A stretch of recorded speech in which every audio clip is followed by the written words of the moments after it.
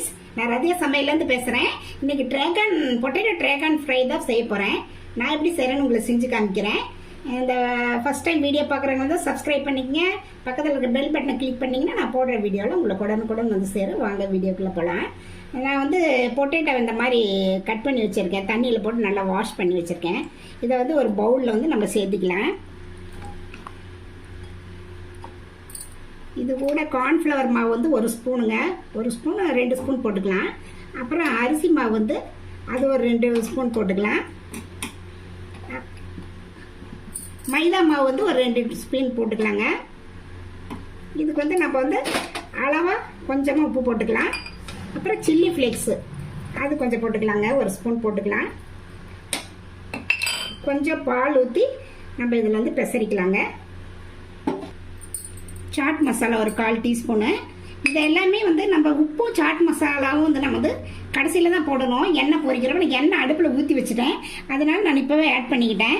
இதை பெசறினோடனே நம்ம எண்ணெயில் பொரிச்சுக்கலாங்க.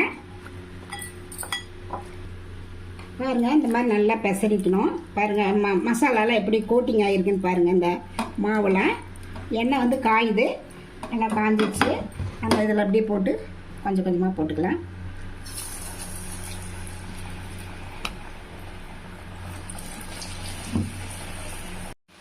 ஒரு 50% வெந்தால் போதுங்க.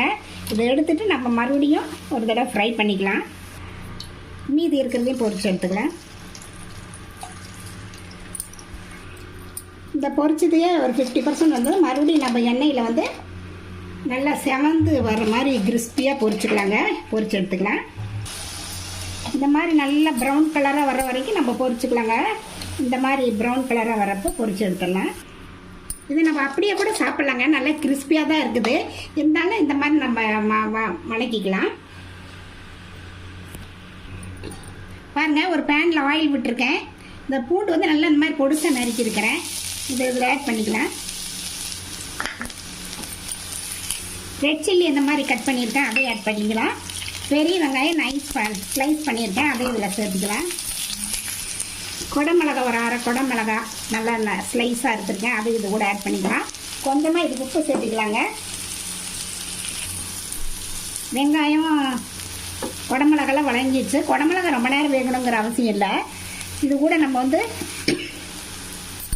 சோயா சாஸ், அப்புறம் சில்லி சாஸ், அப்புறம் டொமேட்டோ கெச்சப் இது கூட ஆட் பண்ணிக்கலாங்க. இன்னும் ஒரு 1/4 டீஸ்பூன் தண்ணி ஊற்றிக்கலாங்க. கொஞ்சம் புளிப்பு சுவைக்கு கொஞ்சம் லெமன், அது ஒரு 1/4 டீஸ்பூன். ஹைலியே வச்சு அப்படியே வதக்கி விடலாம். அவ்வளோதான். இந்த பொரிச்ச பொட்டேட்டோ இதில் சேர்த்து நல்லா கலந்து கொடுக்கலாங்க. 1 நிமிஷம் கலந்தால் போதும், ஒரு 2 நிமிஷம் கலந்து கொடுத்தா போதும். எல்லாம் அந்த மசாலா இதோட சேர்ற மாதிரி. பாருங்கள் எப்படி இருக்குன்ட்டு. பார்க்கவே எவ்வளோ எண்ணெயாக இருக்குது. இது வந்து கூட வந்து நம்ம ஃப்ரைட் ரைஸ் இது மாதிரி இதுக்கெலாம் நம்ம சைட் டிஷ்ஷாக வச்சுக்கலாம். கொஞ்சம் ஸ்ப்ரிங் ஆனியன் போட்டு இறக்கிடலாம். அவ்வளோதாங்க. நீங்களும் இந்த மாதிரி ட்ரை பண்ணி பார்த்துட்டு எப்படி இருக்குன்னு ரதியா சமையலுக்கு சப்ஸ்கிரைப் பண்ணுங்கள், லைக் பண்ணுங்கள், ஷேர் பண்ணுங்கள். அடுத்த வீடியோட வேறு ரெசிபியோடு சந்திக்கிறேன். வணக்கங்க.